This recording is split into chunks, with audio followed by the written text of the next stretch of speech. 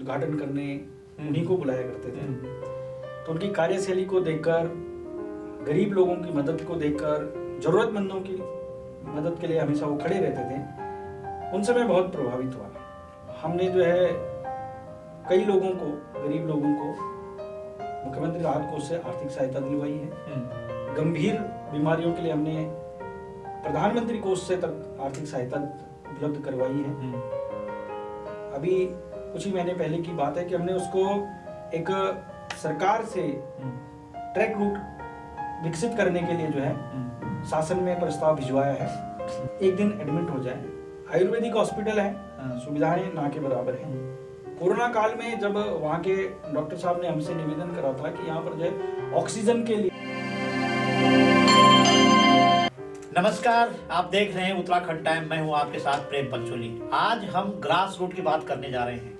Grass root यानी कि आने वाले दिनों में जो पंचायत चुनाव हो रहे हैं उससे पहले की बात करेंगे कि पंचायत चुनाव में किस तरह की भागीदारी होनी चाहिए। उस बातचीत को लेकर के एक ऐसी शख्सियत है जो लगातार ग्रास रूट पे ही लड़ते रहते हैं। ग्रास रूट पे विकास के काम कब हो रहे हैं, कैसे हो रहे हैं। एक बड़ा क्षेत्र है कफनौल भंकोली जिला पंचायत वार्ड, उस वार्ड से वो आते हैं और लगातार गांव विकास की बात करते हैं। ग्रामीण विकास को कैसे मुख्य धारा से जोड़ा जाए, ऐसे संजय थपलियाल हमारे साथ हैं। आपका बहुत बहुत स्वागत है। बहुत बहुत धन्यवाद। संजय भाई, कहाँ से शुरू करेंगे?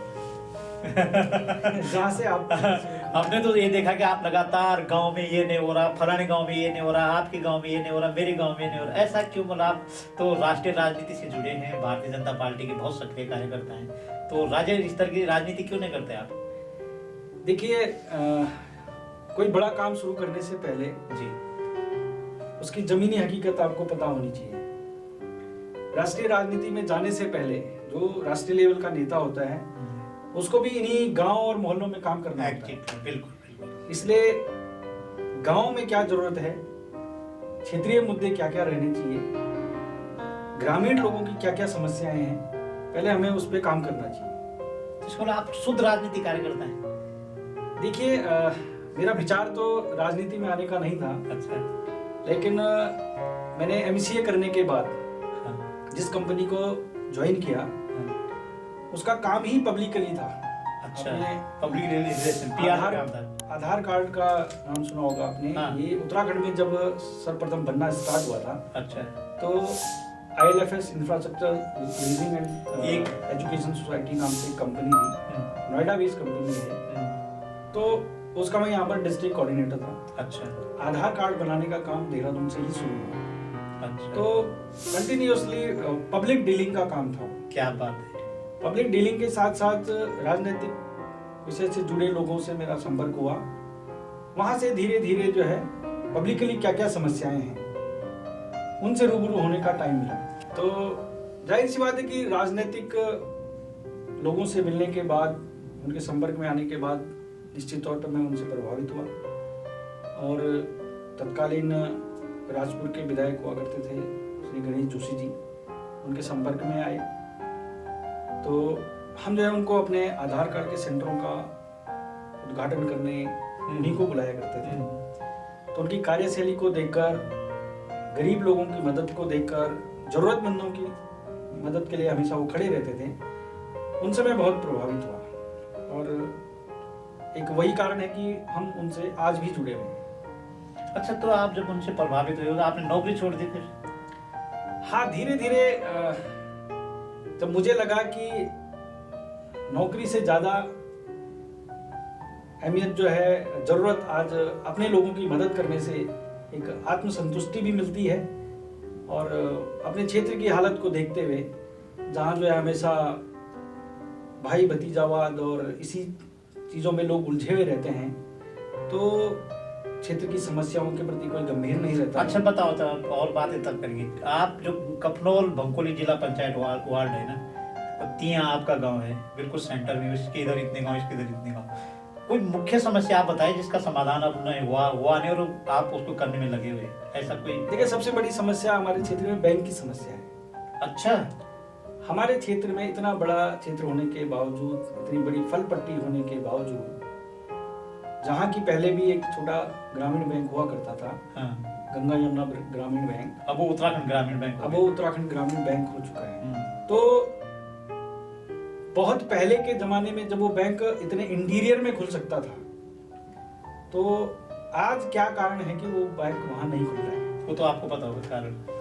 अब देखिए, वो कुछ कारण ऐसे होते हैं कि जिनको पब्लिकली नहीं बोला जा सकता है, लेकिन हम लोग लगे हुए हैं, सभी लोग लगे हुए हैं। ऐसा नहीं है कि कोई इसमें नहीं लगा है और कोई नहीं चाहता होगा कि हमारे यहाँ बैंक ना खुले। बैंक खुल जाएगा, क्यों नहीं, निश्चित तौर पे खुलेगा।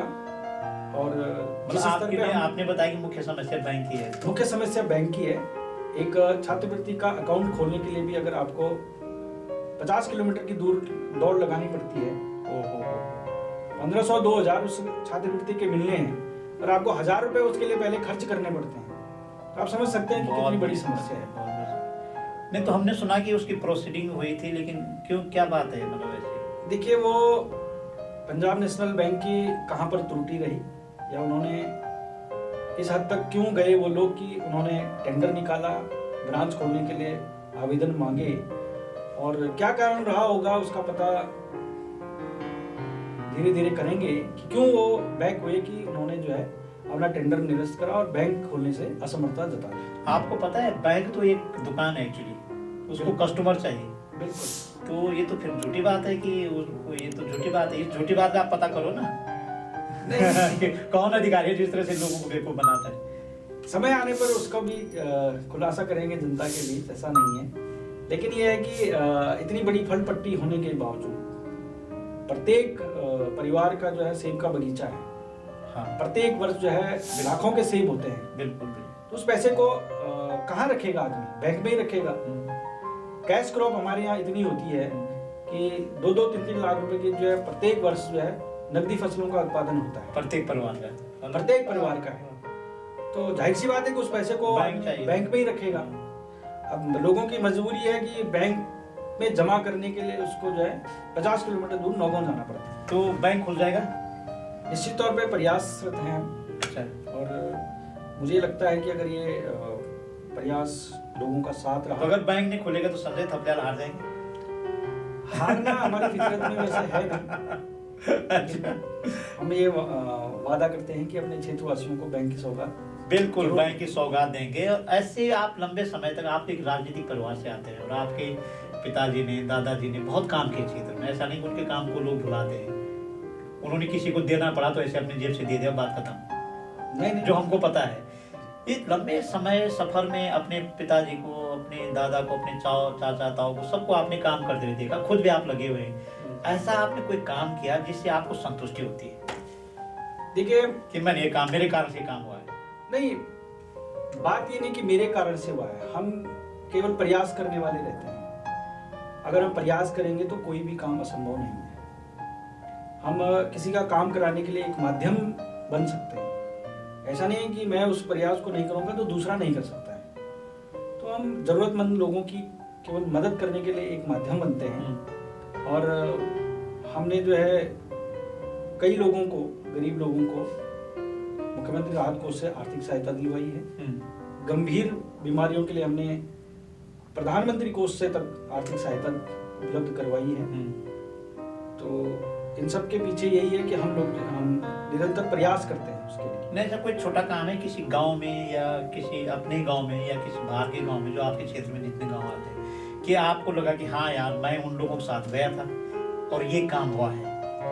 नहीं, क्यों नहीं हुआ है। देखिए, जब माननीय गणेश जोशी जी जनपद उत्तरकाशी के प्रभारी मंत्री थे, तब हमारे क्षेत्र में मानड़गांव में बारात घर बना है। क्या बात है, बिल्कुल, बहुत सुंदर। खाबरा में बारात घर बना है, बहुत सुंदर। खुद मेरे ग्राम पंचायत तिया में 14 लाख रुपए बारात घर के लिए स्वीकृत हुए हैं। वाह। और जिस खनन न्यास फाउंडेशन का नाम तक नहीं सुना था, पूरी रमाई घाटी में, उस समय जो है उस निधि से मेरे क्षेत्र में बहुत सारे काम हुए हैं। क्या बात है। ऐसा नहीं है।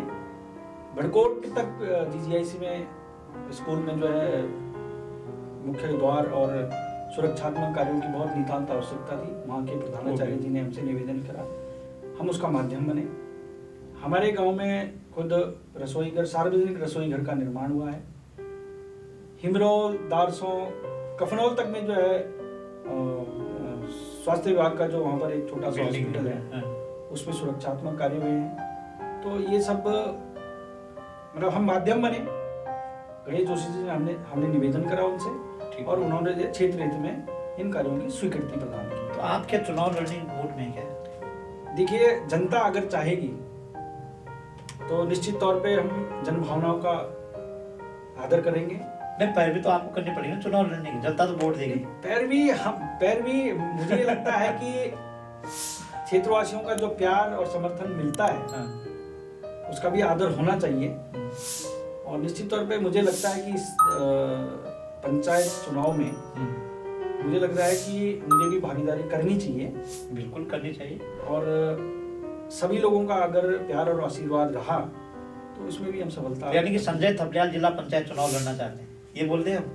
हाँ, आप बोल सकते हैं कि जन भावनाओं का आदर करना चाहिए। बिल्कुल बिल्कुल। अच्छा, और क्या प्लानिंग है कि आप उस क्षेत्र में, आप तो विशुद्ध रूप से राजनीतिक कार्यकर्ता हो गए, है ना, और ईश्वर की कृपा से आपका घर बार में सब कुछ ठीक है, कोई दिक्कत नहीं कि कोई ऐसा कुछ करना पड़ेगा। तो राजनीति में कई बार आदमी ऊपर चढ़ता है, कई बार डाउन आता है नीचे, लेकिन ऐसा क्या प्लानिंग है कि मैं राजनीतिक कार्यकर्ता हूँ, मैं चुनाव जीतूं या हारूं, पर मैं ये काम करते रहूंगा, ये वाला काम? देखिए, आज की डेट में पहाड़ों से पलायन एक मुख्य समस्या है। हाँ। पर जहाँ से आप आते हैं वहाँ तो कोई पलायन नहीं है। वहाँ कोई पलायन नहीं है, लेकिन प्रत्येक परिवार से बच्चे बोलो चाहे परिवार बोलो, गांव से बाजारों की ओर जाने में लगे हुए हैं। कोई शिक्षा के लिए आ रहा है, कोई नौकरी पेशे के लिए आ रहा है। हाँ, ये बोल सकते हैं कि 100% हमारे यहाँ से कोई पलायन नहीं हुआ है। महीने 2 महीने में प्रत्येक व्यक्ति घर जाता है। यदि वहाँ पर एक पब्लिक स्कूल, प्राथमिक स्तर की जो विद्यालय रहते हैं, वो अच्छा स्कूल खुले, तो मैं नहीं मानता हूँ कि वहाँ पर जो है किसी परिवार को शिक्षा के लिए बाहर जाना पड़ेगा। इंटर कॉलेज हमारे यहाँ पहले से है। जो आज की डेट में पैसे कमाने के लिए लोग बाहर जा रहे हैं, हमारे यहाँ पर जो है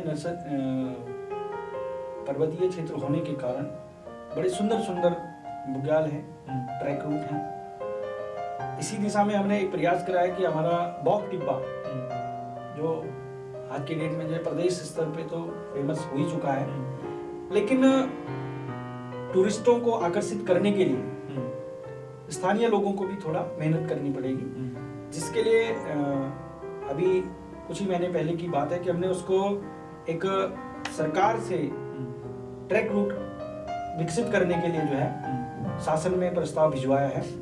एक हमारा बॉक टिब्बा ट्रैक रूट हो गया और एक हमारा देवराना हो गया। हाँ, बिल्कुल। इन दोनों की डीपीआर बनने की स्टेज पे है ये। अरे वाह, जनपद स्तर से जो शासन में प्रस्ताव ये तो बिल्कुल आप स्थायी रोजगार देना चाह रहे लोग। देखिए, युवा पीढ़ी हमारी आज की डेट में देहरादून, दिल्ली और मुंबई के चक्कर क्यों लगा रही है? पैसे कमाने के।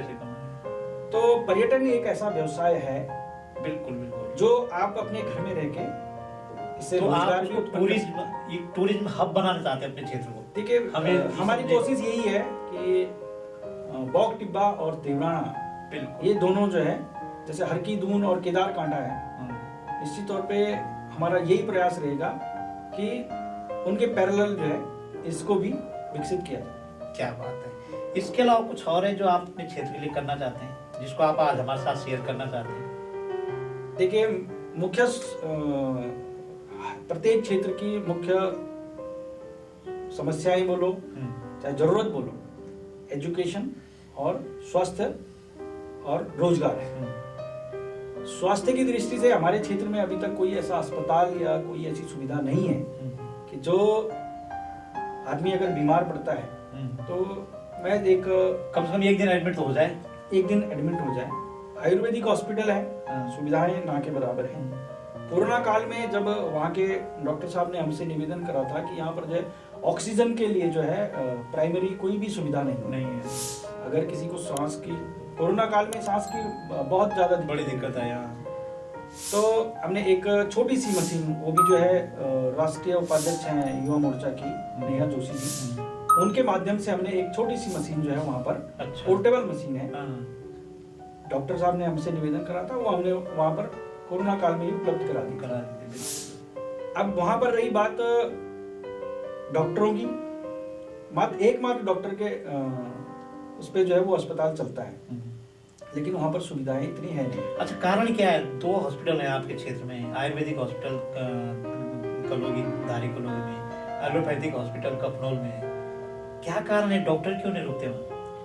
देखिए, डॉक्टर भी आजकल जो है बाजार की चकाचौंध में और शहरों में इसलिए रहते हैं कि उनको प्राइवेट प्रैक्टिस करने का वो भी रहता है। अब इसको लालच बोलिए, चाहे आप उनका एक पैशन बोलिए, तो कहीं ना कहीं हमारे डॉक्टरों की भी एक कमी है कि ये लोग जो है पहाड़ में नहीं रुकना चाहते हैं। तो आपके पास कोई मंत्र है कि ये 2 हॉस्पिटलों में डॉक्टरों को? देखिए, हमारे पास तो नहीं, ये सरकार के स्तर से ही संभव हो सकता है कि उनके लिए ऐसी नियमावली बनाएं जिनको जो है पहाड़ के दुर्गम क्षेत्रों में अपनी कुछ साल की सेवाएं अवश्य दी जानी चाहिए।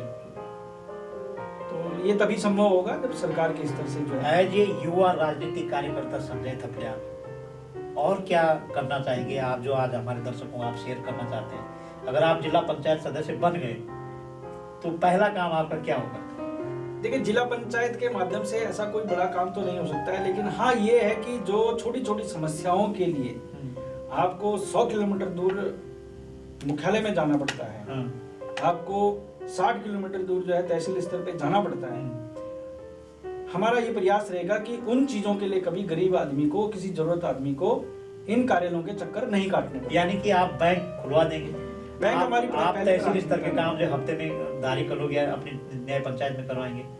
बिल्कुल, समझ में आ रहा है। इनके शिविर जो है प्रत्येक माह, अच्छा, प्रत्येक माह में जो है प्रत्येक न्याय पंचायत स्तर पे करेंगे, जरूर लगवाएंगे, ताकि जो है किसी जरूरतमंद को 500 रुपए के काम के लिए 200 रुपए खर्च करना न पड़े। क्या बात है, गुड। और कुछ विशेष नहीं तो हम आज आपसे विदा लेते हैं फिर। नहीं, विशेष तो समस्याएं बहुत सारी हैं पर्वतीय क्षेत्रों में जी।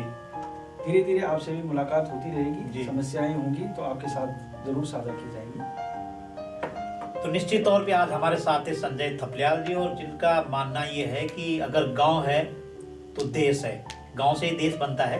और गांव की जो छोटी समस्याएं हैं, गांव की समस्याएं बहुत बड़ी नहीं है। उन्होंने कहा कि गांव स्तर पे बैंक होना चाहिए, गांव ग्राम स्तर पर तहसील स्तर के काम के लिए बाकायदा शिविर लगे, बहुत छोटी काम के समाधान के लिए वो राजनीति करते हैं। और उन्होंने कई काम ऐसे गिनाए कि बिना पद पे रहते हुए काम हुए हैं। तो संजय थपलियाल जी, आपका बहुत बहुत स्वागत है और धन्यवाद है आपका कि आप हमारे इस बातचीत में आए हैं। और जल्दी आप अगर संजय थपलियाल से संपर्क करना चाहें तो उनका नंबर हम नीचे मेंशन कर देंगे, आप उनसे संपर्क कर सकते हैं। आज की बातचीत में बस इतना ही। अगली कड़ी में ऐसी किसी खास युवा को आपसे मुखातिब कराऊंगा, तब तक के लिए अनुमति दीजिए। नमस्कार।